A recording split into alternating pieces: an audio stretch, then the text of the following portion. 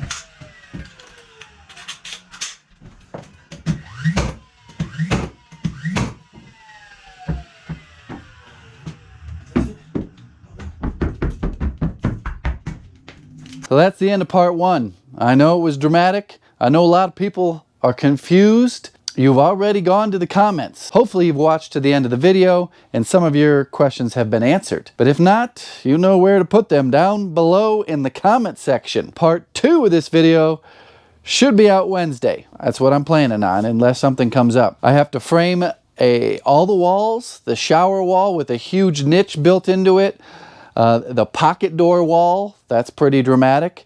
And there's another wall that has a massive medicine cabinet built into it. So you want to stay tuned for that. Hit the subscribe button and click the bell also, so you know when that next video comes out. Thank you for watching. Goodbye.